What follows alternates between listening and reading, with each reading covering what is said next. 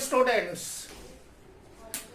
Probably आप लोग earlier video देखे हो, अच्छे से उसको स्टडी किए हो।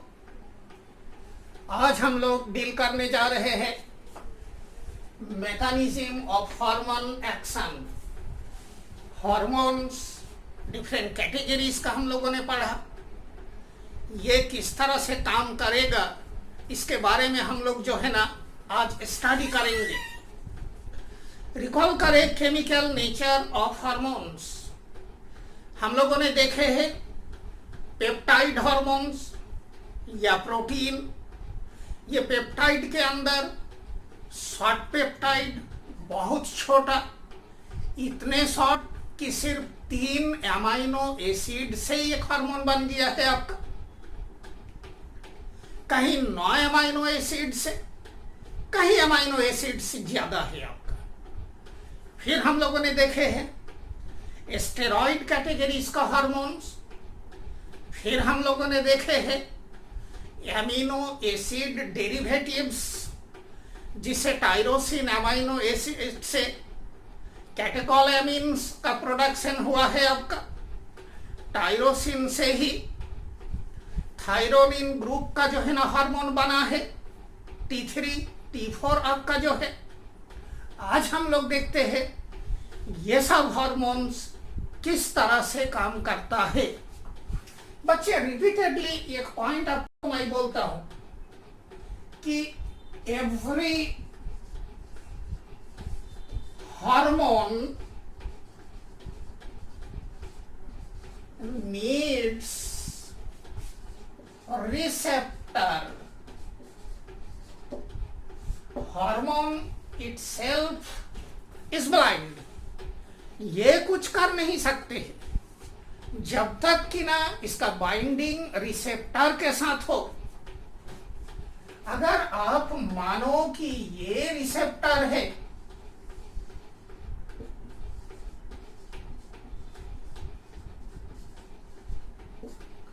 और ये है आपका हार्मोन, ये hormone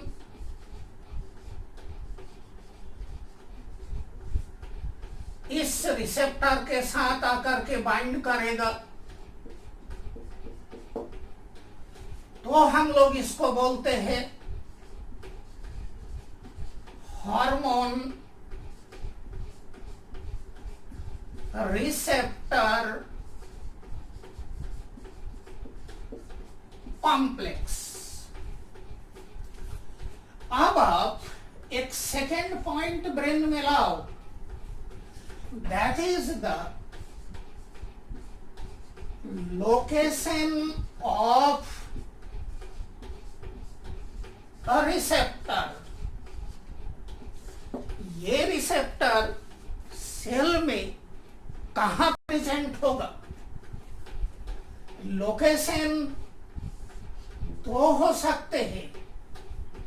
one, present on the cell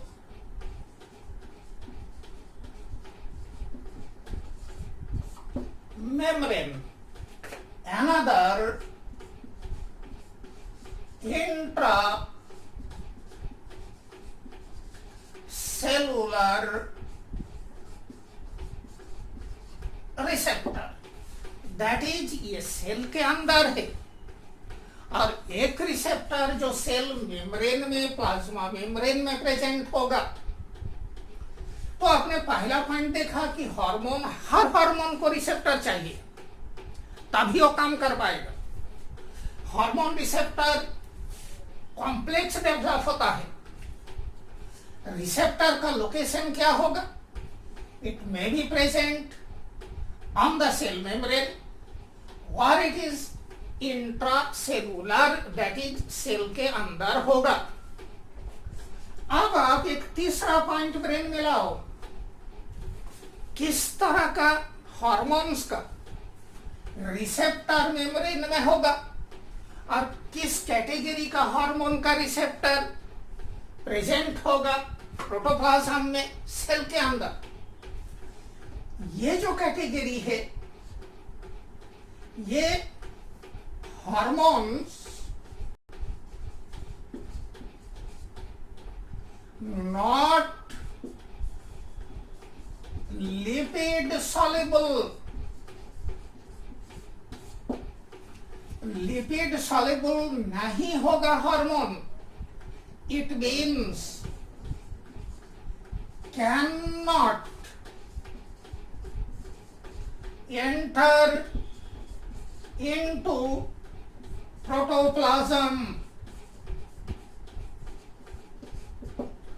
तो जब ये सेल के अंदर नहीं एंट्री ले सकते हैं, तो इस हार्मोन का जो रिसेप्टर होगा it must be present in the cell membrane. यहां कौन सा कैटेगरी का हार्मोन? Lipid soluble hormones. जब लिपिड सॉल्युबल होगा तो ये एंटर्स इनटू प्रोटोप्लाज्म, ये सेल मेम्ब्रेन को क्रॉस करके अंदर आ जाएगा, इसीलिए रिसेप्टर होगा इंट्रासेलुलर। बच्चे, अब आपके लिए प्रॉब्लम आ गया कि सर जी इतने सारे हार्मोन से हम कैसे याद करें कि कौन सा हार्मोन का रिसेप्टर मेम्ब्रेन में होगा, कौन सा हार्मोन का रिसेप्टर होंगे आपका जो है ना प्रोटोप्लाज्म में। तो मैं आपको ये की दे देता हूं, ये की आप रखो, ये तब आपको जो है ना आसानी हो जाएगा याद रखने के लिए। इस कैटेगरी में जो हार्मोन आता है इसके नंबर लिमिटेड है, तो ये अगर हम याद रख दे तो रेस्ट ऑफ द हार्मोन जो होगा उसका रिसेप्टर होगा मेम्ब्रेन में।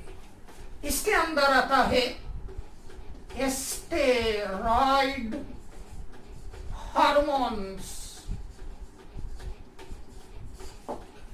जैसे मिनरलोकॉर्टिकॉइड्स, ग्लूकोकॉर्टिकॉइड्स, सेक्स कॉर्टिकॉइड्स, ये सब आ जाते हैं आपका इस ग्रुप में।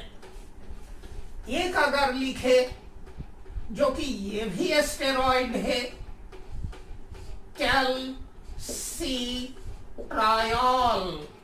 That is the active form of vitamin D. एक आएगा T3, T4, ये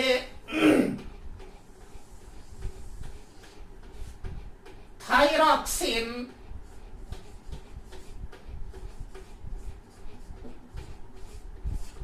ग्रुप का हो गया आपका। एक हार्मोन रिकॉल करें, बिगिनिंग में हम लोग डिस्कस किए थे कि हार्मोन्स सारे के सारे ऑर्गेनिक मॉलिक्यूल से, क्या कोई हार्मोन इनऑर्गेनिक इन नेचर है? तो हमने आपको एग्जाम्पल दिए थे कि इनऑर्गेनिक नेचर में है हार्मोन, तो वो हार्मोन यहां मैं लिख दूं इसी ग्रुप के अंदर, and that is nitric oxide. Nitric oxide environmental pollutant है, ये हमारे बॉडी में बनता भी है, और ये हार्मोन का काम हमारा बॉडी में है आपका। थोड़ा सा हम लोग इसको आज डिस्कस करेंगे। तो नाइट्रिक ऑक्साइड का भी रिसेप्टर प्रोटोप्लाज्म में प्रेजेंट होता है। Since it is a gas, it is permeable two membrane, easily membrane cross करके सेल के अंदर चला जाता है। रेस्ट ऑफ द हार्मोन्स जो है आपका, ये hormones can not cross the plasma membrane, hence the receptor must be present on the cell membrane. अब हम लोग लेते हैं receptors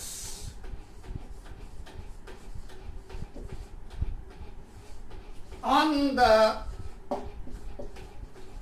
cell membrane.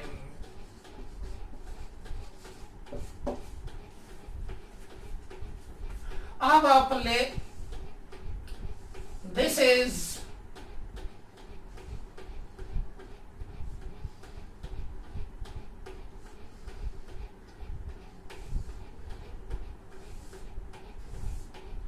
membrane lipid bilayer. This is the receptor.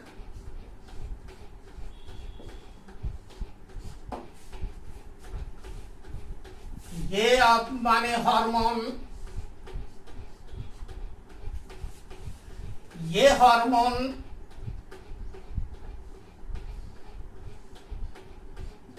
Bind कर गया रिसेप्टर के साथ, सेल के अंदर सिग्नल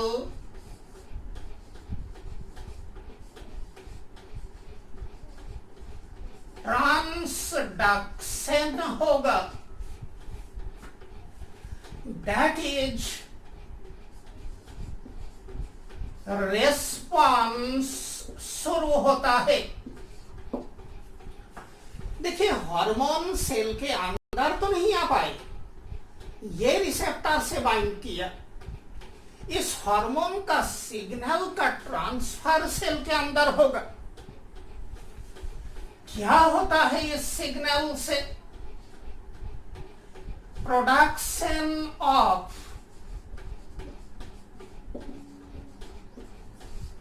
सेकेंड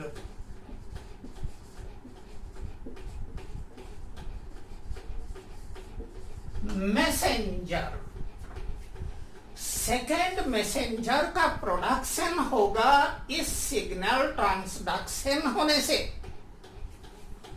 क्वेश्चन आया कि सेकेंड मैसेंजर्स क्या क्या हो सकते हैं.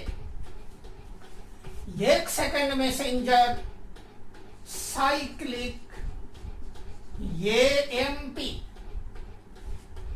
एक सेकेंड मैसेंजर साइक्लिक जीएमपी, फिर एक कैल्शियम, फिर एक IP3. ये होता है 1, 4, 5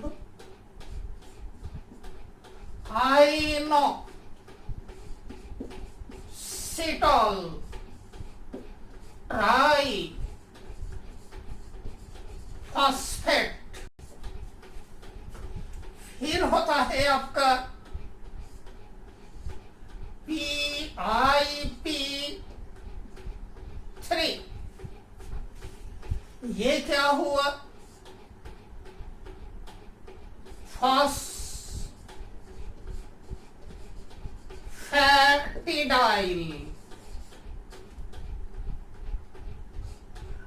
आइनोसिटोल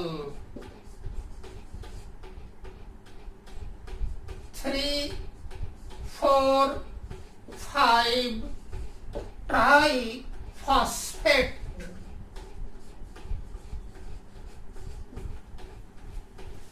फिर है रे बच्चा, एग्जाम्पल अगर आपको दे, डाई एसाइल ग्लिसरॉल, शॉर्ट में DG. These are the second messenger. आप एटलीस्ट ये याद रखो, ये रखो, ये रखो, ये रखो. इतना आप एटलीस्ट याद रखो, क्योंकि आपका एनसीईआरटी में ये 4 गो मेंशन है। These are also second messenger. ये सेकेंड मैसेंजर के अंदर 2 कैटेगरी है, वाटर सॉल्युबल और इनसॉल्युबल इन वाटर। इसके अंदर अगर हम लोग देखें पी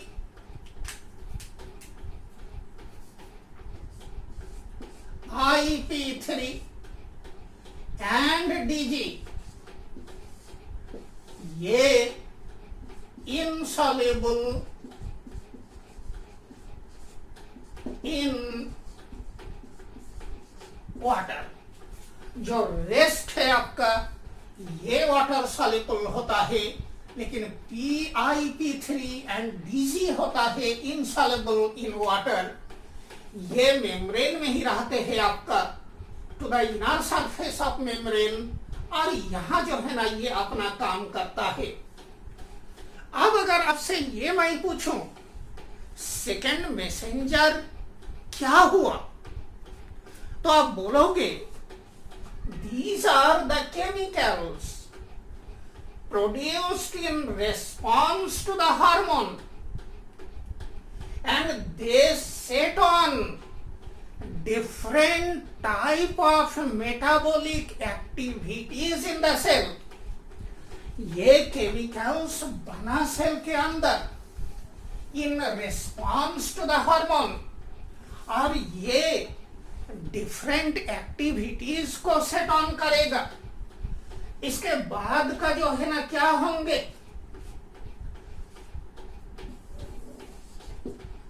बायो मॉलिक्यूलर रेस्पॉन्स होगा। इसमें सिंथेसिस ऑफ प्रोटीन होगा, एंजाइम्स होगा, अल्टीमेटली होंगे फिजियोलॉजिकल रेस्पॉन्स। फिजियोलॉजिकल रेस्पॉन्स में जैसे कि रे बच्चा ब्लड ग्लूकोज रिड्यूस हो गया, बोन इलोंगेट हुआ, एंड सो ऑन। इतने हम लोगों ने डिस्कशन किए हैं कि रिस्पॉन्स समझने में आपको जो है ना कोई प्रॉब्लम नहीं होना चाहिए। See, this is mentioned in your NCERT. Hormone binds to the receptor, signal transduction, that is the first response starts. In this first response, production of second messengers. These are the chemical producing in response to the hormone and set on different activities in the cell. The second messenger leading to the biomolecular response, that is the synthesis of protein enzymes, and finally there is physiological response, जैसे कि आपका testis का growth होना, ovary का growth होना, muscle का development होना, bone का इलोंगेशन होना, एंड सो ऑन। अब हम लोग इसी चीज को थोड़ा सा इंसुलिन के रेस्पेक्ट में अगर देखें तो कुछ बातें और हम लोगों को समझ में आ जाएगा। हम लोग लेते हैं इंसुलिन कैसे काम करे। वेरी कॉम्प्लिकेटेड प्रोसेस है, पूरे डिटेल्स में नहीं जाएंगे क्योंकि आपका नेसेसिटी भी नहीं है। स्टिल कुछ बात तो आप जो है ना देख ले, इसमें आप कंसिडर करो membrane,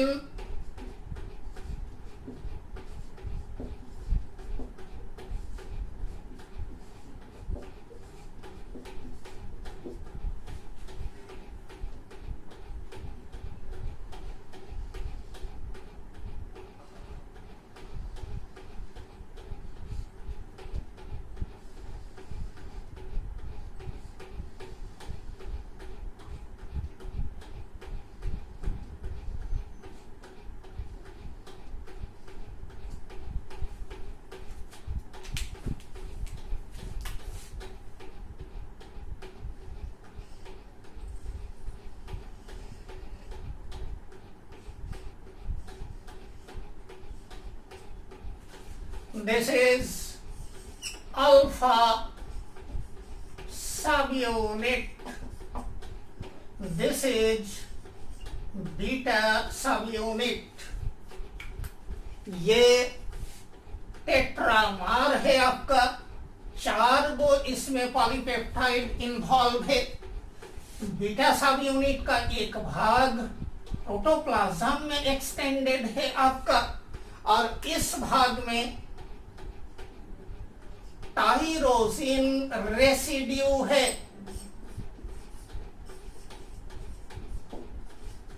that is the amino acid present है आपका।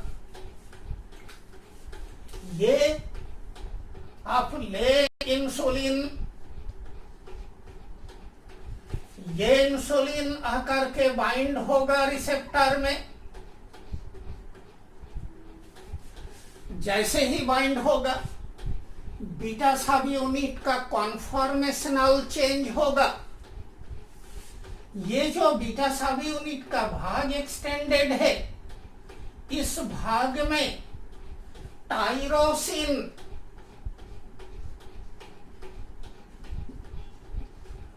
काइनेज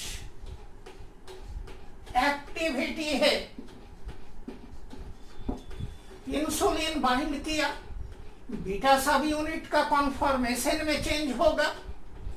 ये जो पार्ट है, ये टाइरोसिन काइनेज एक्टिविटी इसका शुरू होगा। सेल के अंदर प्रोटीन है, शॉर्ट में IRS, इंसुलिन रेस्पॉन्स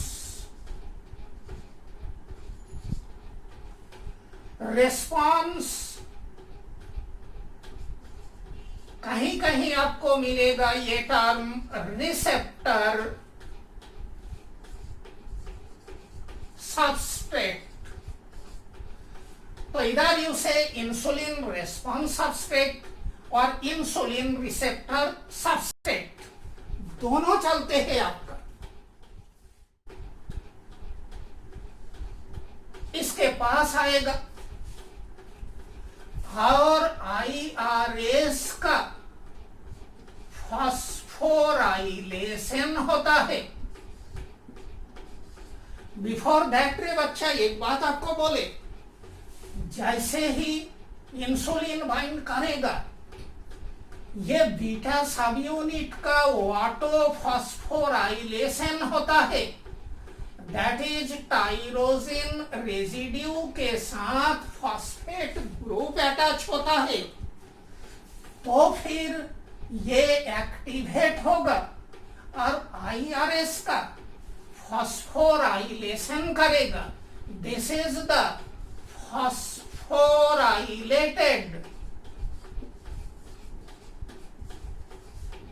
IRS। इसमें डिफरेंट कैटेगरीज है। IRS के अंदर एक है IRS 1, एक है IRS 2, एक है IRS 3, एक है IRS 4। ये सब डिफरेंट कैटेगरीज है आपका IRS का, और सबका स्लाइटली डिफरेंट आपका जो है ना रोल होता है। आई थिंक इतना समझे हो। रिसेप्टर आपने देखा मेम्ब्रेन में 4 है सब unit, but 2 categories. Insulin alpha receptor के साथ बाइंड करेगा। बीटा जो है ना पार्ट है, इसका आपका क्या होता है जी, कॉन्फॉर्मेशनल चेंज, वाटोफॉस्फोराइलेशन होगा, टाइरोसिनेज काइनेज एक्टिविटी शुरू होगा। ये आप IRS का फॉस्फोराइलेशन करेगा। IRS के अंदर डिफरेंट कैटेगरीज है। अब हम लोग देखें आगे क्या होगा। IRS जो फॉस्फोराइलेटेड है,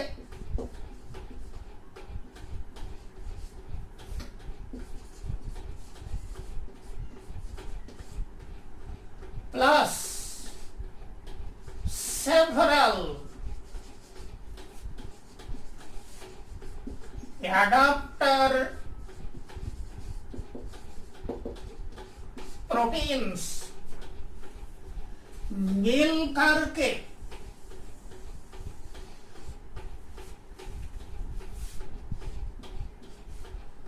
फॉस्फोराइलेशन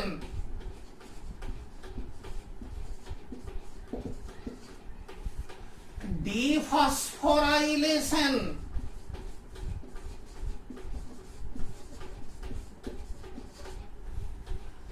of enzymes, proteins, इसके चलते डिफरेंट एक्टिविटीज शुरू होगा। फॉर एग्जाम्पल सेल का ग्रोथ होगा, प्रोटीन सिंथेसिस होगा,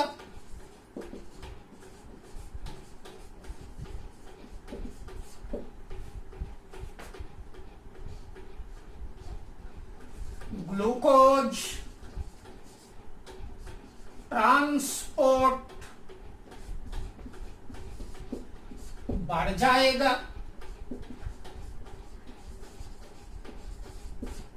सेल के अंदर सिंथेसिस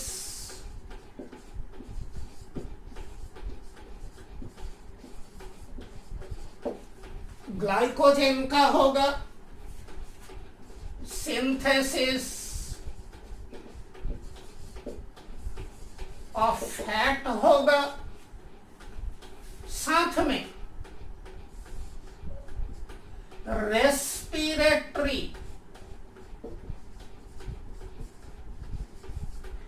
ब्रेकडाउन ऑफ ग्लूकोज। तो अब आप देख सकते हो डिफरेंट एक्टिविटीज शुरू हो जाते हैं। आपका हार्मोन बाइंड हुआ, सेकेंड मैसेंजर बनेगा, जिसके चलते डिफरेंट एंजाइम्स प्रोटीन्स का जो है ना आपका फॉस्फोराइलेशन डिफॉस्फोराइलेशन होगा, setting on different activities in the cell. ये जो ग्लूकोज ट्रांसपोर्ट है इसको मैं थोड़ा सा आपको बता दूं।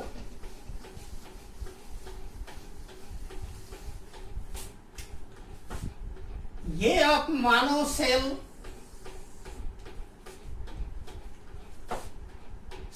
के अंदर ये है एंडोजोम,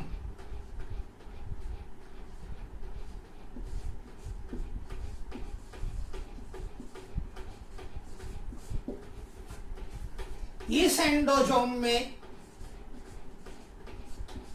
ग्लूट4 ग्लूकोज का रिसेप्टर है जो इंसुलिन ट्रांसपोर्ट का आपका ग्लूकोज ट्रांसपोर्ट करता है, and this receptor is insulin dependent. ये क्वेश्चन पूछे है आपका नीट। ये एंडोजोम सेल के मेम्ब्रेन में आकर के फ्यूज होगा, तो सेल के मेम्ब्रेन में आ गया है आपका ग्लूट4 और इसके चलते ग्लूकोज आसानी से सेल के अंदर आएगा। आई थिंक बात क्लियर हो गया है आपको। अब हम लोग देखते हैं इंट्रा सेलुलर रिसेप्टर। ये आप मान लीजिए एक सेल टारगेट टिश्यू में, ये आप माने nucleus, this is the nucleus. इस न्यूक्लियस में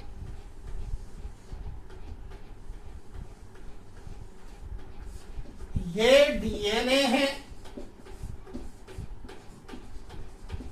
जीनोम है,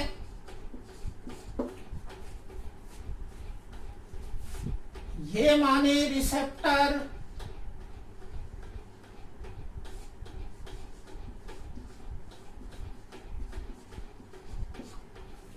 जो हमने साइटोप्लाज्म में लिए है। थायरॉक्सिन का रिसेप्टर न्यूक्लियर होता है। ये आप माने कि हार्मोन आ गया है मेम्ब्रेन क्रॉस करके।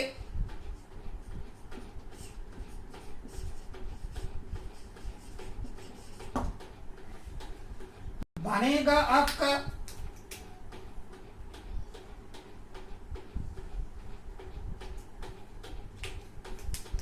हार्मोन रिसेप्टर कॉम्प्लेक्स, हार्मोन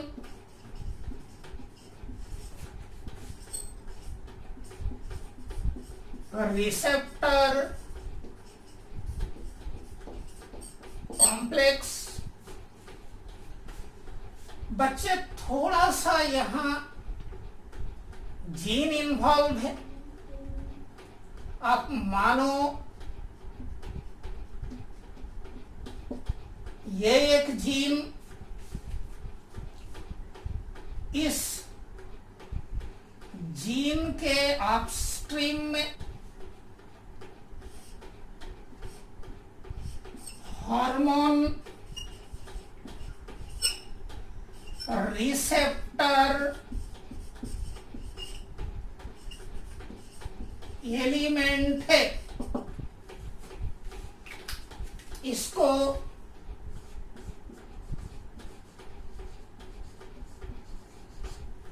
एनहैंसर भी बोला जाता है। ये रिसेप्टर, हार्मोन रिसेप्टर कॉम्प्लेक्स अंदर आ गया। ये हार्मोन रिसेप्टर एलिमेंट के साथ बाइंड करेगा। ये कॉम्प्लेक्स बाइंड किया। क्या देखे यहां? Binding of hormone to HRE. This is HRE short में। This binding facilitates the proper fitting of RNA polymerase।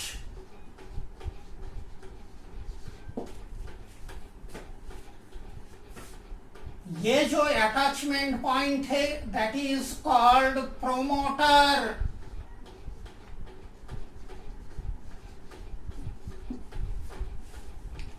अब क्या होगा? इस जीन से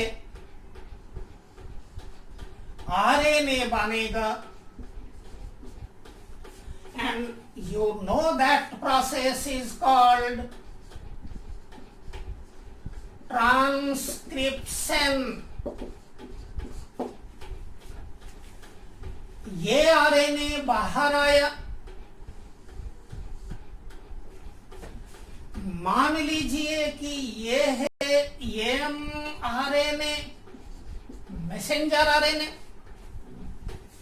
इसके साथ राइबोसोम का अटैचमेंट होगा।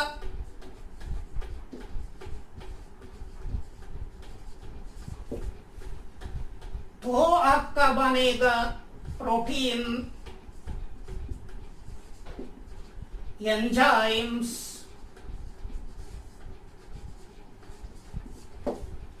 and this step is translation. अब ये protein enzyme different physiological activity को जो है ना आप कंट्रोल करना शुरू करेगा। देखिए यहां, अगर रिसेप्टर प्रेजेंट होता है मेम्ब्रेन में तो हार्मोन का डायरेक्ट अटैचमेंट जीनोम डीएनए के साथ नहीं होगा, लेकिन जो हार्मोन मेम्ब्रेन को क्रॉस करेगा वो हार्मोन रिसेप्टर के थ्रू आकर के डायरेक्टली अटैच हो रहा है आपका डीएनए जीनोम के साथ, जिसके चलते आरएनए पॉलीमरेज एंजाइम का फिटिंग होता है प्रॉपरली, जिस पॉइंट में अटैच होता है that is the promoter site. जब आरएनए पॉलीमरेज अटैच होगा तो इस जीन का ट्रांसक्रिप्शन होगा, दैट इज आरएनए बनेगा। ये आरएनए न्यूक्लियर पोर से बाहर आए हैं। इफ इट इज एमआरएनए तो इसके साथ आपका जो है ना राइबोसोम अटैच होकर के प्रोटीन एंजाइम का सिंथेसिस किया, और जिसके चलते आपका डिफरेंट एक्टिविटी सेल के अंदर शुरू होगा। Steroid hormones, thyroxine, calciferol directly आकर के डीएनए के साथ डीएनए के फिजिकल कांटेक्ट में आता है आपका। बच्चे, ये जो हार्मोन्स जिसका इंट्रासेलुलर रिसेप्टर है, ये हार्मोन्स मेनली जीन एक्सप्रेशन को रेगुलेट करता है। तो hormones with intracellular receptor involves in control of gene expression mainly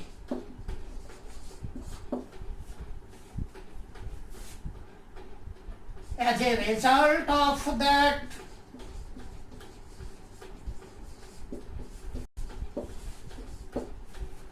synthesis of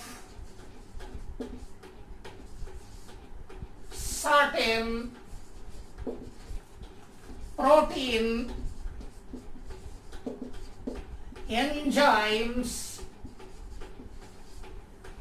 according to the need of target tissue। बच्चे जी, अब अगर मैं आपसे ये सवाल कर दूं, जिस हार्मोन का रिसेप्टर मेम्ब्रेन में है, क्या वो हार्मोन जेनेटिक लेवल में काम करेगा? तो बोले वो भी जेनेटिक लेवल में काम करता है थ्रू सेकेंड मैसेंजर।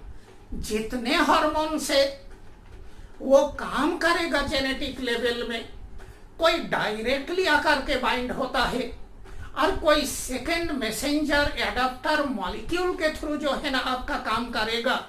तो ये बात कतई ब्रेन में नहीं रखिएगा कि जिसका रिसेप्टर इंट्रासेलुलर है सिर्फ वही जेनेटिक लेवल में काम करेगा।